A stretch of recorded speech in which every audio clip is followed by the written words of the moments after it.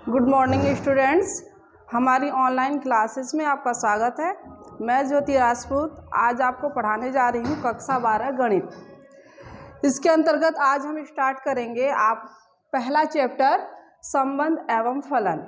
ठीक है, तो ये चैप्टर स्टार्ट करने से पहले मैं आपको कुछ इसके बारे में बेसिक जानकारी देना चाहती हूँ कि संबंध एवं फलन इसकी जो स्टार्टिंग आपने पढ़ी होगी वो कक्षा 11 में से रिलेटेड कुछ चीज़ें आपने पढ़ ली होंगी। जैसे कि आपने पढ़ा होगा सेट।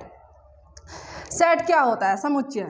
सेट हमारा होता है कलेक्शन ऑफ आइटम, मतलब वस्तुओं का संग्रह। जैसे कि आपसे कहा जाता है कि 2 से विभाजित होने वाली संख्याएं, तो इसमें जो कलेक्शन आपका बना तो वो 2 से विभाजित होने वाली संख्याओं का समुच्चय आपका ये बन जाएगा। ठीक है, इसे जो आप कहोगे ये आपका सेट होगा। ठीक है, अब हमारा जो चैप्टर है संबंध एवं फलन, तो इसमें आज हम टॉपिक ले रहे हैं संबंध। ठीक है, तो सबसे पहले हम यहाँ पर जानेंगे कि संबंध क्या होता है। ठीक, हमने यहाँ पर 2 सेट लिए, इसे हमने सेट ए बोल दिया, ये हमारा होगा सेट बी। इसके एलिमेंट हमने ले लिए ए बी सी और इसमें एलिमेंट ले लिए हमने 1 2।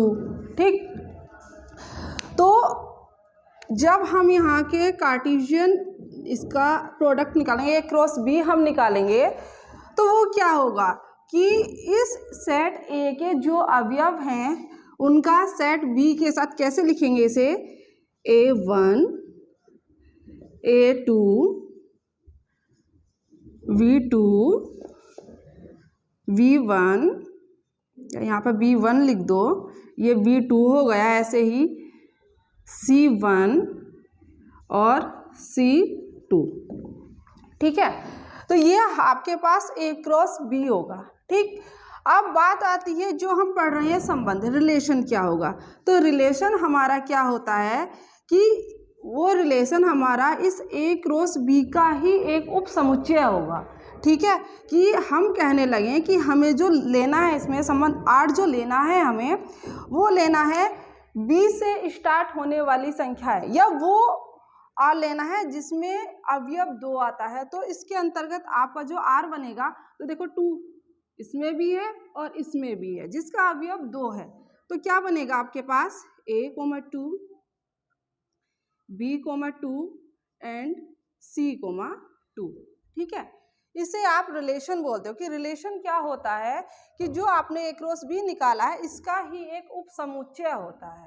ठीक, ये तो संबंध हुआ। अब बात आती है कि भाई संबंध बनाते कैसे, रिलेशन हमारा बनेगा किस तरीके से।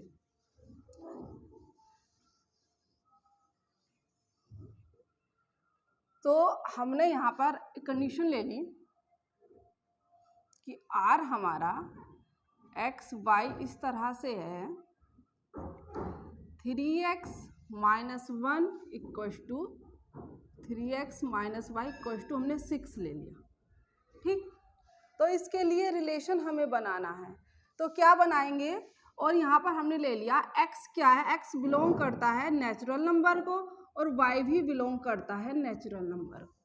ठीक, एक कंडीशन और ले लेते हैं हम कि x जो है हमारा वो लेस देन है 6 के। ठीक है, तो x लेस देन है 6 के, इट मीन्स हमारी जो x की वैल्यू बनेंगी वो कितनी बनेंगी, 1 2 3 4 एंड 5। लेस देन है तो 5 तक रहना है आपका। अब y की वैल्यू हम निकालते हैं, तो कैसे निकालोगे, जब x को वैल्यू दोगे आप 1, ठीक है, तो y की वैल्यू कितनी बनेगी आपके पास, 3 - y इक्वल्स टू 6 6 -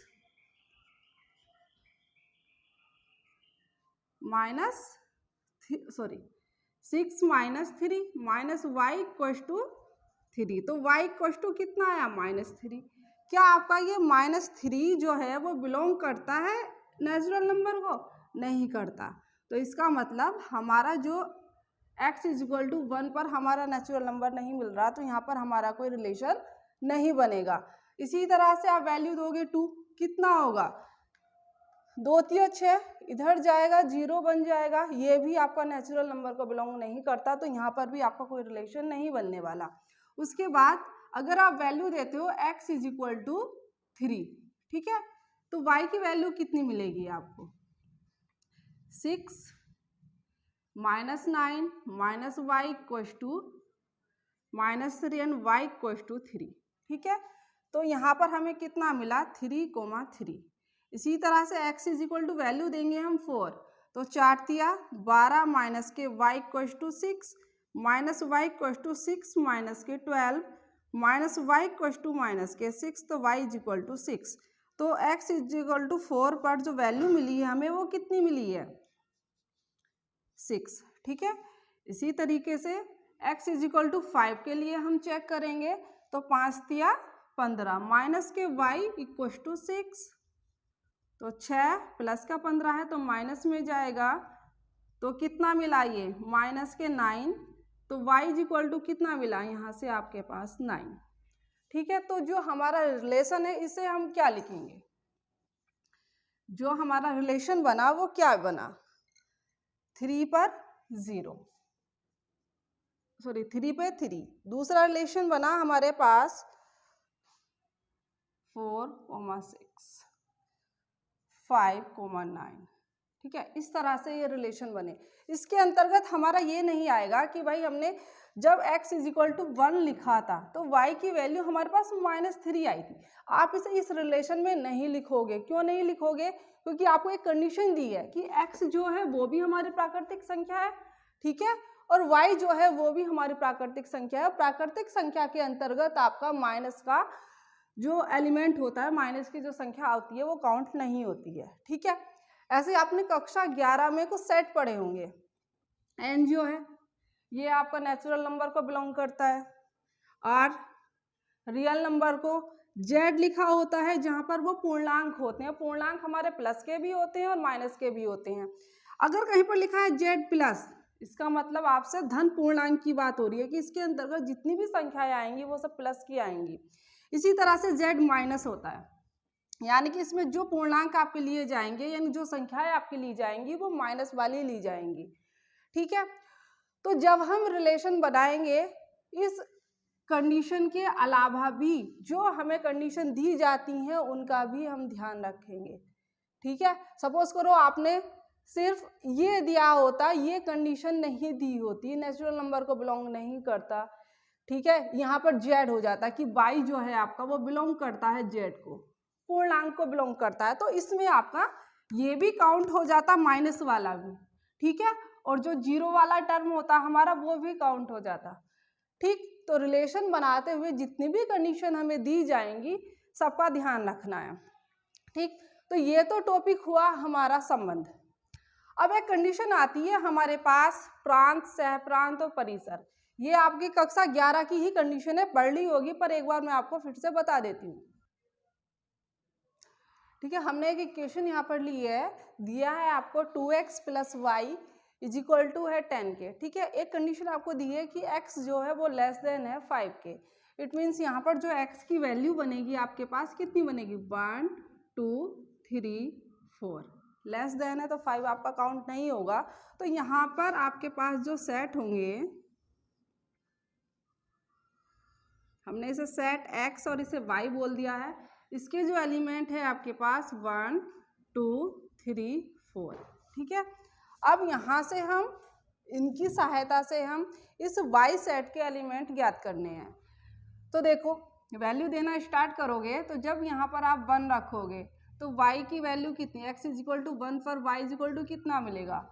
2 माइनस करोगे तो 8। इसी तरह से x इज इक्वल टू 2 पर कितना मिलेगा? 2 दूनी 4, 10 में से 4 माइनस किया 6। ऐसे ही x इज इक्वल टू 3 पर y की वैल्यू कितनी मिलेगी आपको? 4, और x इज इक्वल टू 4 पर y की वैल्यू कितनी मिली आपको? 2, ठीक।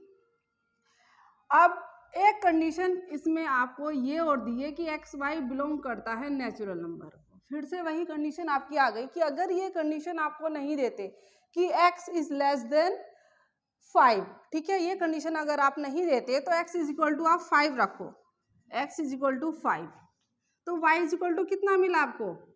0, ठीक है। तो क्या हमारा ये नेचुरल नंबर को बिलोंग करता है? नहीं करता ना। तो अगर आपको ये कंडीशन नहीं भी दी, ठीक है, तब भी आपको जो एलिमेंट मिलने वाले हैं वो यही मिलने वाले हैं। तो सेट बाई के एलिमेंट आपको क्या मिले, ये 8, ये 6, ये 4 और ये 2, ठीक है। अब बात आती है प्रांत, सह प्रांत और परिसर। तो सबसे पहले आप इसे रिलेशन के रूप में लिख लेंगे। क्या रिलेशन मिला हमें, जब x इज इक्वल टू 1 है, y कितना है 8, x 2 है तो y कितना है 6, x 3 है तो y कितना है 4, ऐसे ही x 4 है तो y कितना है 2, ठीक। यानी कि यहाँ पर 1 का 8 से रिलेशन है, 2 का 6 से रिलेशन है, 3 का 4 से रिलेशन है और इसी तरह से 4 का 2 से रिलेशन है। अब आते हैं हम प्रांत पर, डोमेन। डोमेन क्या होता है, जो ये x है आपके पास, जो x आपको दिया हुआ है, इसके जो अवयव है, इसके जो एलिमेंट है, यानी कि 1 2 3 4, ये हमारा क्या होगा, डोमेन होगा। इसी तरह से x पर जो वैल्यू आपने x को जब मान दिए और जो आपको y के एलिमेंट मिले, जो सेट y के एलिमेंट आपको मिले, उसे आप बोलते हो रेंज, परिसर, ठीक है। यानी कि परिसर क्या होगा, x के जो अवयव आपके पास हैं, उनकी वैल्यू रखने पर y के जो एलिमेंट आपको मिलेंगे वो परिसर कहलाएगा। अब इसमें आता है एक सहप्रांत, कोडोमेन। कोडोमेन क्या होता है, क्या कंडीशन दी थी कि x हमारा बिलोंग करता है नेचुरल नंबर को और y बिलोंग करता है नेचुरल नंबर को। कोडोमेन हमारा सेट बाय से ही रिलेटेड होता है, लेकिन इसमें कंडीशन आप इस पर फोकस करोगे कि y किसे बिलोंग कर रहा है, नेचुरल नंबर को। यानी कि इस y के अंतर्गत और संख्याएं भी हो सकती हैं, 1 3 5 जो छूट गई हैं बीच में, वो संख्याएं भी हो सकती हैं। तो जितनी भी प्राकृतिक संख्याएं हमारी होंगी वो सब क्या होगा, हमारा कोडोमेन होगा, वो हमारा सह प्रांत होगा, पर रेंज नहीं होगी। क्यों, जितनी भी प्राकृतिक संख्याएं हैं, ठीक, वो सब हमारी क्या होंगी, सह प्रांत। अगर यहाँ पर एक संख्या मैं और लिख दूं, इस सेट में 5 लिख दिया मैंने यहाँ पर, ठीक है, 5 लिख दिया, तो ये हमारा डोमेन के अंतर्गत नहीं आएगा। डोमेन और रेंज एक दूसरे पर डिपेंड करती है, अगर उनका रिलेशन एक दूसरे से है तो वो हमारा डोमेन है, वो हमारी रेंज है, ठीक है। अगर इसमें मैं एक संख्या और लिख दूं 7, इसका रिलेशन इधर नहीं है, मतलब कि x का मान रखने पर वो अवयव हमें प्राप्त नहीं हुआ, तो वो हमारा रेंज में काउंट नहीं होगा। रेंज वही होगी जो इधर x के सेट से रिलेट करेगी, ठीक है। तो ये तो हमारा क्या हुआ, प्रांत, सह प्रांत और परिसर, ठीक है। ये अब तक जो मैंने बताया वो सब आपका बेसिक कॉन्सेप्ट था। अब हम पढ़ेंगे जो आपका कक्षा 12 में स्टार्ट होने वाला है, जिसके अंतर्गत आपके पास आएगा स्वतुल्य, सममित, संक्रामक संबंध, ठीक है। अब हमने टॉपिक लिया है कि जो हमारा संबंध होता है उसमें स्वतुल्य कब होता है वो, ठीक, स्वतुल्य संबंध। इसके लिए हमने एक सेट यहाँ पर ले लिया है A, इसके एलिमेंट लिए हमने 1 2 3, ठीक है।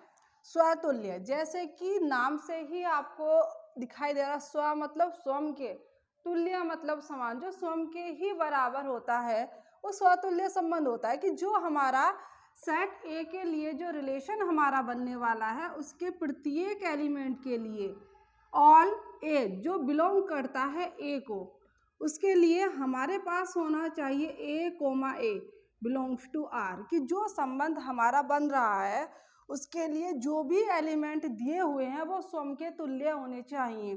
जैसे कि यहाँ पर लिखा है 1 2 3, तो जो हमारा रिलेशन होगा वो 1, 1, 2, 2 और 3, 3 अगर है, रिलेशन में आपके पास 1, 1, 2, 2 और 3, है, तो आप बोलोगे ये स्वतुल्य है, ठीक है। अगर इसमें एक भी कंडीशन मिस है, मतलब 1 और 2 के लिए दिया हुआ है, आपको 3 के लिए नहीं दिया, तो आपका ये स्वतुल्य संबंध नहीं होगा। यहाँ पर इस चीज़ पे आपको फोकस करना है। ऑल, जितने भी एलिमेंट हैं उसके अंदर, जितने भी अवयव आपको दिए गए हैं वो सब के सब स्वयं के तुल्य होने चाहिए। कि तीनों एलिमेंट हैं तो तीनों के लिए ही कंडीशन वेरीफाई करनी चाहिए। ठीक है, तो इस शब्द पर आपको ध्यान देना है। क्या प्रत्येक एलिमेंट के लिए, प्रत्येक अवयव के लिए, कि जितने भी अवयव हैं, आगे आपके पास 4, 5, 6 जितने भी होंगे तो सभी के लिए आपकी condition A, belongs to R अगर ये है तो आप बोलोगे स्वतुल्य संबंध है। अगर इसमें से एक भी मिस है तो आप क्या कहोगे कि ये जो संबंध आपको दिया हुआ है स्वतुल्य संबंध नहीं है। उसके बाद आपके पास आता है सममित संबंध। ठीक है, तो इसमें भी हमने सेट लिया है 1, 2 और 3। ठीक, तो इसमें क्या होगा कि इसमें A और B एलिमेंट आपके बिलोंग करते हैं A को। ठीक, तो इस शब्द पे ध्यान देना। इफ, यदि A, B बिलोंग करता है R को तो इसका B, A बिलोंग करना चाहिए R को। ठीक, कि हमने इसमें से दो एलिमेंट लिए, उनके लिए हमने रिलेशन बनाया।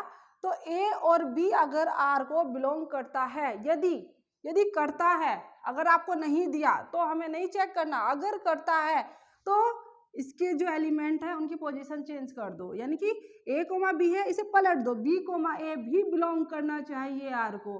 कि अगर रिलेशन दिया है आपको कहीं पर 1, 1, 2, 2, इन्हें तो चेक ही नहीं करना। ठीक है, अगर आपको दिया है कहीं पर 1, 2, ठीक है, तो इसके लिए आपके पास 2, 1 होना चाहिए। कि 1, 2 है यानी कि A, B है तो B, A होना चाहिए। 1, 2 है तो 2, 1 होना चाहिए। कि ये R के अंतर्गत आ रहा है तो आप क्या कहोगे कि ये जो संबंध आपको दिया हुआ है ये सममित संबंध है। आप कहोगे कि भाई आपने स्वतुल्य में तो बताया कि जितने भी एलिमेंट हैं उन सब के लिए चेक करना है। ठीक है, लेकिन सममित में ऐसा नहीं होता, इसमें आपको ध्यान देना। इफ, यदि आपको कंडीशन दी है, अगर आपको दिया है रिलेशन में कि 1, 2 दिया है तो उसके लिए 2, 1 चेक करेंगे। 2, 3 नहीं दिया, यानी कि आपको 2, 3 नहीं दिया ना, तो इसे चेक ही नहीं करना। ठीक है, 3, 1 कहीं पर लिखा है, यानी कि इसके आगे मैं लिख दूं 3, 1। अब भाई जब दिया है तो चेक करना है। 3, 1 है तो क्या इस रिलेशन में कहीं पर 1, 3 है? नहीं है ना, तो आप क्या कहोगे, ये सममित संबंध नहीं है। और नहीं देते तो भाई हमें चेक ही नहीं करना, तो ये क्या होगा, ये हमारा सममित संबंध होगा। तो जो कंडीशन आपको दी जाती है उन्हें पूरा ध्यान से देखना है, सुनना है और याद करना है। कि इसके लिए सभी एलिमेंट के लिए हमें सभी एलिमेंट के लिए चेक करना है, जितने भी दिए हैं सभी के लिए चेक करना है। इसमें जो सेट में है उन सब के लिए नहीं, जो कंडीशन आपको दी है, जो रिलेशन में आपको दिया हुआ है सिर्फ उसी के लिए चेक करना है, नहीं दिया है तो नहीं चेक करना है। उसके बाद आगे आता है हमारे पास तीसरी कंडीशन, संक्रामक संबंध। इसमें क्या होता है, इसमें हमने 3 element A, B, C belong करता है A को, किसी सेट को बिलोंग करता है तो A, B बिलोंग करता है R को, B, C बिलोंग करता है R को। तो देखो ये यहाँ पर छोड़ दो, अब इसका पहला और इसका दूसरा, यानी कि A, C भी बिलोंग करना चाहिए R को। कि अगर ये कंडीशन आपको दी जाती है, ठीक है, A, B बिलोंग कर रहा है R को, B, C बिलोंग कर रहा है R को, तो A, C भी बिलोंग करेगा R को। तीनों कंडीशन वेरीफाई होती हैं तो आप कहोगे कि जो संबंध हमें दिया हुआ है वो संक्रामक संबंध है। ठीक है, तो इसके अंतर्गत R रिलेशन, अगर कहीं पर दिया आपको 1, 1, 2, 2, 3, 3, 1, 2 और 2, 1, ठीक, ये है आपके पास। तो आपको चेक करना है संक्रामक, तो इन्हें तो हम चेक करना ही, इन्हें नहीं चेक करना। इसमें बस ये जो हम चेक करेंगे वो स्वातुल्य के लिए चेक करेंगे, सममित और संक्रामक में इन्हें चेक करने की ज़रूरत नहीं होती। ठीक है, इसके आगे हमें चेक करना है 1,2, ये 2 पे ख़त्म हो रहा है ना, तो 2 से ही स्टार्ट होने वाला आगे हम देखेंगे तो 2,1। तो मैंने क्या बताया था कि इन दोनों को तो छोड़ दो। ठीक है, इसका पहला 1 और इसका दूसरा 1, तो क्या 1,1 आपका इस रिलेशन के अंतर्गत आता है? जी हाँ, ये रहा 1,1। तो आप क्या कहोगे कि जो कंडीशन अभी बताई है आपको कि ए भी बिलोंग कर रहा है आर को, बी सी बिलोंग करता है आर को, तो ए सी भी बिलोंग करेगा आर को। कंडीशन वेरीफाई हो गई आपकी। तो आप क्या कहोगे कि जो संबंध हमें दिया गया है वो आपका कैसा है? संक्रामक संबंध है। लेकिन कभी कभी हम जल्दबाजी में गलती कर देते हैं। एक मैं रिलेशन आपको यहाँ पर लिख के बता रही हूँ।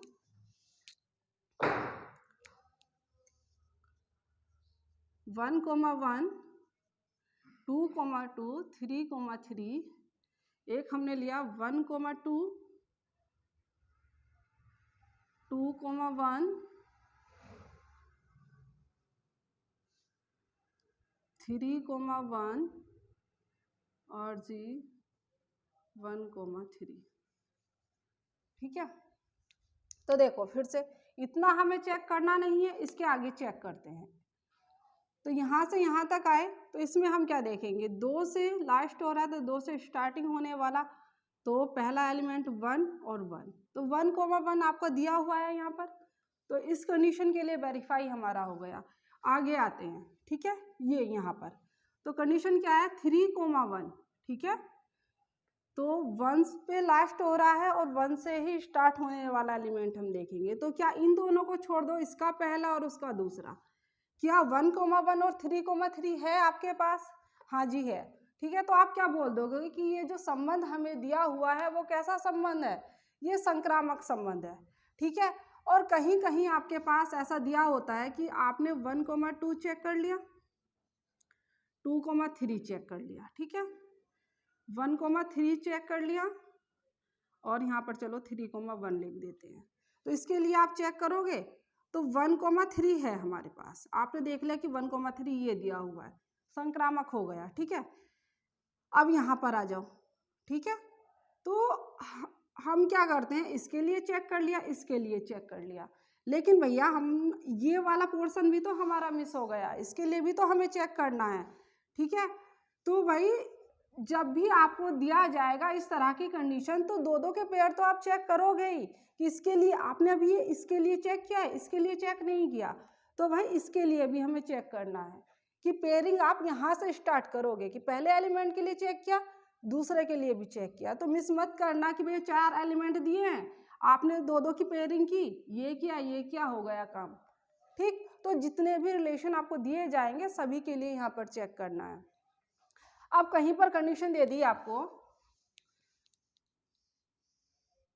इतना दे दिया। ठीक है, कि रिलेशन में दिया आपको 1,1, 2,2 और 3,3।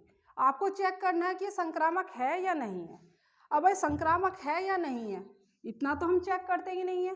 अब इसे चेक करना है।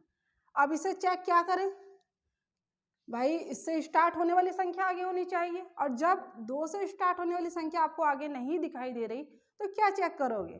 तो जिस रिलेशन को आप चेक नहीं कर सकते, ठीक है, तो भैया उसके बारे में आप निगेटिव नहीं बोलना। कि अगर आप किसी चीज़ के बारे में नहीं जानते कि भाई वो सही है या गलत है तो आपको निगेटिव नहीं बोलना।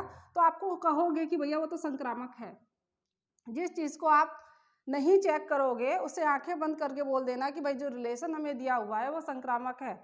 ठीक, तो ये तीनों चीज़ें आपकी होगी, स्वातुल्य संबंध, सममित संबंध और संक्रामक संबंध। ठीक है, अब बात आती है तुल्यता संबंध।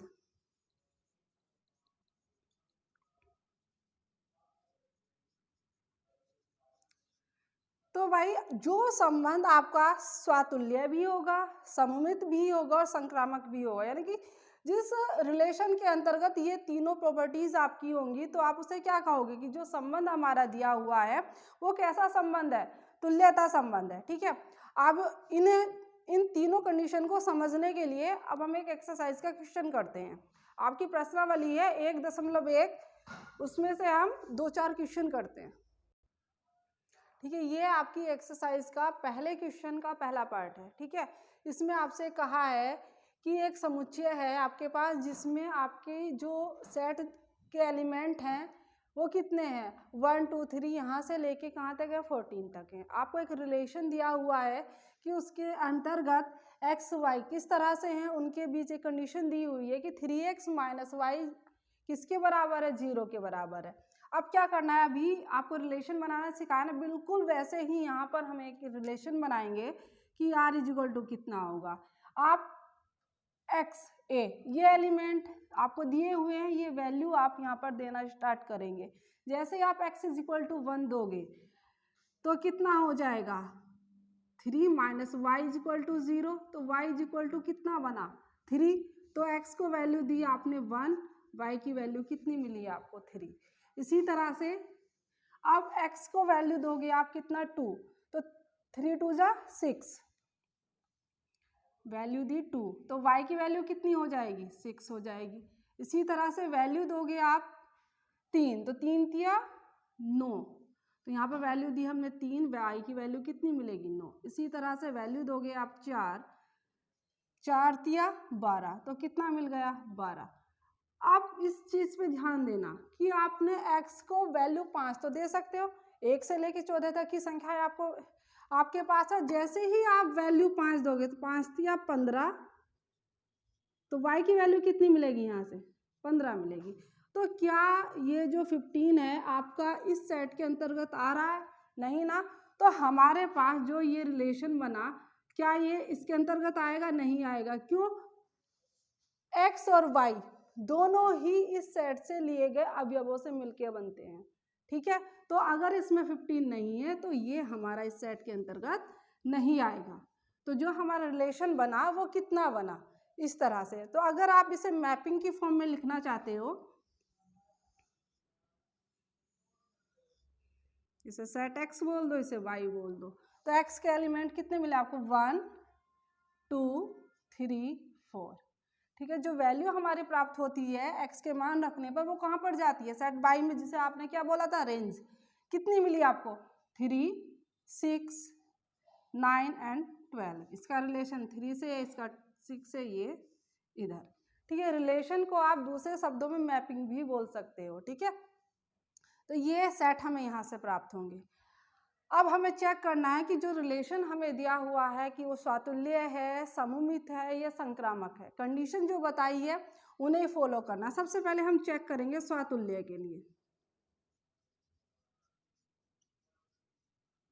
ठीक, क्या बताया था, ऑल ए, यानी जितनी भी संख्याएं दी हैं जो ए को बिलोंग करती हैं उनके लिए ऑल, a, बिलोंग करना चाहिए आर को। ऑल मतलब सब के सब, जितने भी एलिमेंट दिए 1 2 3 से लेके 14 तक, वो सब स्व के तुल्य, स्वयं के तुल्य होने चाहिए। मतलब एक जो एलिमेंट बनेगा a, मतलब 1, 1 2, 2 3, 3, सब के सब कहाँ तक, 14 तक, 14, 14, सब के सब आर को बिलोंग करने चाहिए। अगर एक भी मिस है इसमें से तो आप क्या करोगे कि जो संबंध हमें दिया हुआ है वो स्वातुल्य नहीं है। तो चेक करो, इसमें 1,3 है, 2,6 है, क्या कहीं पर आपको दिखाई दिया a, बिलोंग्स टू आर, ये कंडीशन वेरीफाई हो रही है सबके लिए। तो क्या इसमें एक भी कंडीशन वेरीफाई नहीं हो रही कि does not belongs to R, कि जो ये कंडीशन है वो आर को बिलोंग नहीं करती। तो आप क्या बोलोगे कि आर क्या है,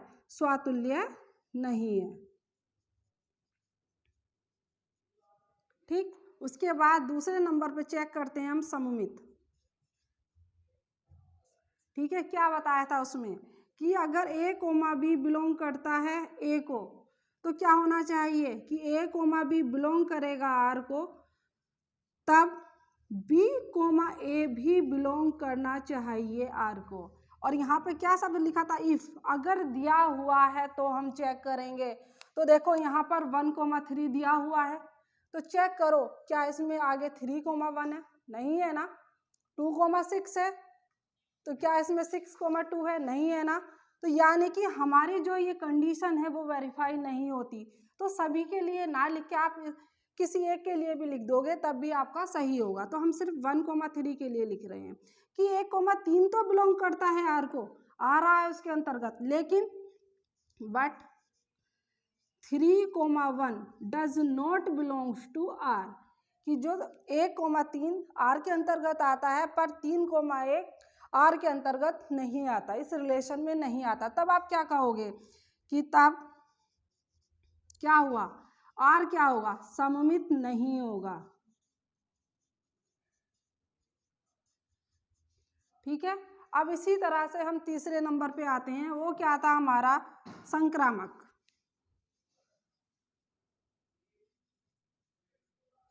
उसके लिए क्या कंडीशन बताई थी कि हमने एलिमेंट ले लिए A comma B comma C belong करता है ए को, ठीक है। तब अगर ए कोमा बी बिलोंग करता है आर को और बी कोमा सी भी बिलोंग करता है आर को, तो क्या कंडीशन होनी चाहिए, क्या होनी चाहिए, इन दोनों को तो छोड़ देते हैं, तो इसका पहला ए और इसका दूसरा सी, ये भी बिलोंग करेगा आर को, ठीक है। तो किसी एक के लिए ही चेक कर लेते हैं हम। 1,3 है तो 3,1, ये 3 से ही स्टार्ट होने वाली संख्या हम देखेंगे। तो 1,3 बिलोंग करता है आर को, और दूसरा क्या है 3,9 बिलोंग करता है आर को। तो क्या देखो, ये दोनों तो छोड़ देते हैं, तो इसका पहला 1 और इसका दूसरा 9, क्या ये बिलोंग करता है आर को, देखो 1,9 है, नहीं है ना, तो does not belongs to R, ठीक है। संक्रामक होने के लिए क्या होना चाहिए था, इसे आर के अंतर्गत आना चाहिए था, ठीक है। लेकिन क्या है कि ये इसे बिलोंग नहीं करता, तब आप क्या लिखोगे, तब जो आर है वो हमारा संक्रामक संबंध नहीं है, ठीक है। अब देखो जैसे 1,3 है आपके पास, तो 3 से स्टार्ट होने वाली संख्या हमारे पास ये है, तो हम सिर्फ इसे ही चेक कर सकते थे, ठीक है। अगर आप कहने लगो 2,6 को चेक करो, तो इसे चेक करने के लिए हमारे पास 6 से स्टार्ट होने वाली ही संख्या होनी चाहिए थी। सपोज करो अगर हमारे पास ये दोनों नहीं होते, ठीक, ये दोनों नहीं है हमारे पास, तो हमारे पास कितना फिलहाल 2,6 और 4,12, तो 2,6 को चेक करने के लिए कुछ है आगे, कर सकते हो उसे चेक, नहीं कर सकते। इसी तरह से 4,12 है, तो क्या 12 से स्टार्ट होने वाली कोई संख्या है यहाँ पर, नहीं है। अभी मैं पहले बता रही थी ना संक्रामक के लिए कि अगर आप चेक नहीं कर सकते तो उसके बारे में आप निगेटिव नहीं बोलोगे, ये नहीं कहोगे कि भाई जो रिलेशन दिया हुआ है वो संक्रामक नहीं है। तो अगर सपोज करो ये दोनों आपके पास कंडीशन नहीं है, इन दोनों को आप चेक नहीं कर सकते, तो आप क्या कहोगे कि जो रिलेशन हमें दिया हुआ है वो संक्रामक है, मना नहीं करोगे कि नहीं है, ठीक है। लेकिन ये दोनों कंडीशन हमारे पास क्वेश्चन में ऐसी है जिन्हें हम चेक कर सकते हैं, क्यों, 1,3 है और 3 से स्टार्ट होने वाली संख्या आपके पास है 3,9, तो हम इसे चेक कर सकते हैं, क्यों, आपके पास इसका एलिमेंट 1 और इसका 9 ये बन रहा है, तो क्या रिलेशन में है, नहीं है ना, तभी तो आपने कहा कि ये संक्रामक नहीं है। तो जो संबंध आपको दिया हुआ है वो ना तो स्वातुल्य है, ना सममित है और ना ही संक्रामक है। सपोज करो हमारे पास कोई एक रिलेशन ऐसा होता वो स्वातुल्य भी होता, सममित भी होता और संक्रामक भी होता, तब आप क्या कहते उसे, कि जो रिलेशन हमें दिया हुआ है वो तुल्यता संबंध है, ठीक है। क्योंकि कभी कभी क्वेश्चन ये आ जाता है कि भाई रिलेशन दे दिया तो आपसे कहा जाएगा सिद्ध कीजिए कि ये जो संबंध है वो तुल्यता संबंध है, ठीक। तो भाई आप सोचोगे सममित स्वातुल्य संक्रामक को तो पढ़ा है, तो तुल्यता के लिए क्या करें, कुछ नया नहीं करना, इन तीनों ही कंडीशन को वेरीफाई करके दिखाना है। 2 कंडीशन वेरीफाई हो जाती है, तीसरी नहीं होती, तो वो तुल्यता संबंध नहीं होगा, तीनों ही वेरीफाई होनी चाहिए, ठीक है। अब बाकी के जो क्वेश्चंस हैं आपके इस एक्सरसाइज के, उसके लिए आपको PDF भेज दी जाएगी, और जो आपको ये पूरा समझाया है, ठीक है, इसे आपको ध्यान से देखना है, समझना है, उसके बाद PDF नोट ऐसे उतारनी नहीं है, आप क्वेश्चन को सोल्व करके देखेंगे, और बाकी के जो क्वेश्चन बचे हैं उन्हें आप अपनी फेयर नोटबुक में सॉल्व कर लेंगे। Thank you.